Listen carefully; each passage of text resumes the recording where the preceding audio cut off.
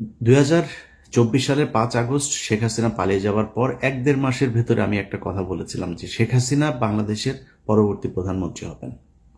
যদি নাও হয় তাহলে তার পরের 1 বছর পরের মেয়াদের প্রধানমন্ত্রী হবে আওয়ামী লীগের কেউ প্রধানমন্ত্রী হবেন।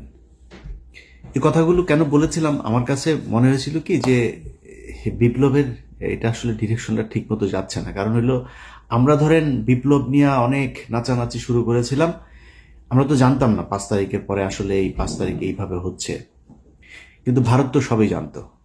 তারা তাদের মতো করে সুন্দর করে তাদের প্ল্যান বিতে কে কে থাকবে, আসিফ নজরুল সহ কারা কারা এখানে প্রথম আলোর যে পুরো গংটা এরা কি করবে, এই জিনিসগুলো তারা জানতো, ওইভাবে সেট আপ করেছিল। যে কারণে তার পরপরই এই যে প্রধান উপদেষ্টার এই যে প্রেস সেক্রেটারি শফিক সহ আসিফ নজরুলের ঘনিষ্ঠ যারা যারা আছে প্রথম আলো এদেরকে এখানে বসিয়ে দিয়েছেন, তারা তাদের মতো করে চালাচ্ছেন। এই দেশের এই যে 5 তারিখের যেই আন্দোলন, যে বিপ্লব, যে স্বাধীনতা, এটা ধ্বংস হওয়ার পেছনে যদি একজন মানুষ, অনেক মানুষই মনে করেন আমি আসিফ নজরুলের ব্যাপারে এত কেন, একজন মানুষ যদি নাকি এটার জন্য সবচেয়ে বেশি দায়ী থাকে সেটা এই আসিফ নজরুল। এর জন্য প্রতিটা জায়গায় সমস্যা হয়েছে। আপনাদেরকে এই কথাটা কেন বলেছিলাম যে শেখ হাসিনাই আবার আসবে, এটা যদি আপনাদের আমি বিশ্লেষণ করতে চাই তাহলে একটা জিনিস বলে রাখি, সেটা হচ্ছে এই যে 15টা বছর শেখ হাসিনা ক্ষমতায় থাকলো, আন্তর্জাতিক বিশ্বের কেউ তাকে সরায় নাই এখান থেকে। ইন্ডিয়া একদম সরাসরি তাকে সাপোর্ট দিয়ে গিয়েছে, কিন্তু আন্তর্জাতিক বিশ্বের অন্যান্য দেশগুলোকে যে এই ব্ল্যাঙ্ক সাপোর্ট দিয়ে রাখা সম্ভব হলো কেন? কিসের জন্য করা হয়েছিল? কিসের জন্য হাসিনাকে কেউ সরাইতে পারে নাই? আন্তর্জাতিক বিশ্ব থেকেও কোনো চাপ কেন আসে নাই? এর একমাত্র কারণ, বাংলাদেশকে সবাইকে বোঝানো হয়েছিল যে এই দেশটা হচ্ছে একটা জঙ্গি রাষ্ট্র। তারেক রহমান, খালেদা জিয়া এরা হচ্ছে জঙ্গিদের মূল হোতা। এরা এদের কারণে, এদের যদি ক্ষমতায় যায় তাহলে এই দেশ আবার জঙ্গি হয়ে যাবে, অতএব আওয়ামী লীগকে রাখতে হবে। একমাত্র এই কারণে শেখ হাসিনাকে 15 বছর রাখা গেল। আচ্ছা, সেইখানে এই আন্তর্জাতিক পুরো বিশ্বটাকে কারা এই ন্যারেটিভটা দাঁড় করাইলো হচ্ছে ভারত। আর কাদের উপরে চাপাইলো? আলেম সমাজ, বিএনপি, জামাত, তাদের উপরে। তার মানে প্রধান যে বিষয়টা 15 বছর যেই কারণে হাসিনা ক্ষমতায় থাকতে পারলো সেটা হচ্ছে এই যে আমাদের দেশকে জঙ্গি রাষ্ট্র তৈরি করার সেটা। এটার সাথে একটা বড় অংশ কে ছিল? প্রথম আলো। যদি এটা হয়ে থাকে যে ইন্ডিয়ার কারণে আমরা 15 বছর আসতে পারি নাই, তাহলে আমাদের প্রধান কাজ ছিল এই স্বাধীনতার পরপর ইন্ডিয়ার ব্যাপারে পদক্ষেপ নেওয়া। কোনো পদক্ষেপ নেওয়া হয়েছিল? ভারতের সাথে কে কত পারে ঘষাঘষি করার জন্য সবাই চেষ্টা করল। আমাদের প্রধান শত্রুকে আপনি পাশে রেখে তারপরে দেশ চালাবেন, দেশে আবার অস্থিতিশীল পরিস্থিতি আসবে না, আবারও হাসিনা আসবে না, হাসিনা এসে আবারও 15 বছর না 1500 বছর বাংলাদেশ শাসন করবে না, ভারতের সাথে একসাথে হয়ে যাবে না, এর কোনো গ্যারান্টি দিতে পারবেন? তাহলে করেন নাই কেন? প্রথম আলো যে কিনা সরাসরি, আমি নিজে আমার এখানে আমি 21শে আগস্ট, বিডিআর হত্যাকাণ্ড থেকে শুরু করে বিভিন্ন জায়গায় দেখাইলাম যে প্রথম আলো কিভাবে কিভাবে এই কাজগুলো করেছে। অথচ মির্জা ফখরুল ইসলাম আলমগীর সোজা যায় সেখানে করলো কি? প্রথম আলোর উপরে আঘাত মানে হইল গণমাধ্যমের উপর আঘাত। এই আঘাত সে কোনোভাবেই, সে শেখ মুজিবের ব্যাপারে কি বলল? শেখ মুজিবের ছবি করলে তারপরে এটা তার বুকে চিনচিন করে, হ্যাঁ, এসব কথাবার্তা।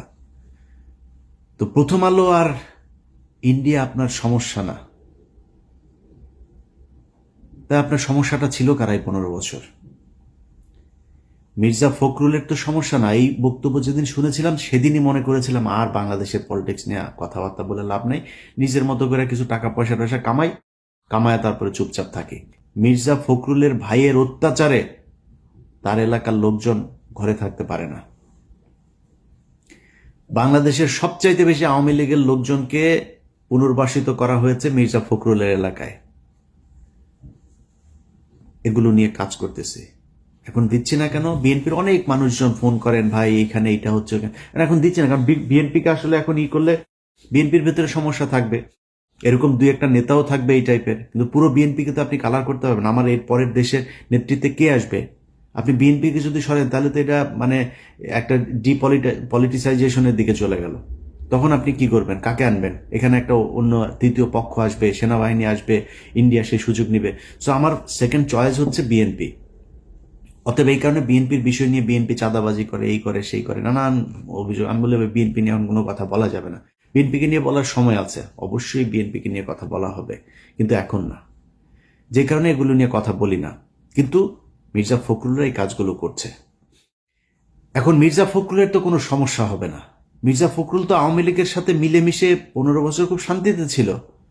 সে একদিন এক ইয়েতে ক্যাবিনে ছিল, মানে আটক হয়েছিল, আটক হলে তারে নিয়ে সুন্দর করে 5 স্টার হোটেলে পর্যন্ত রাখা হইতো।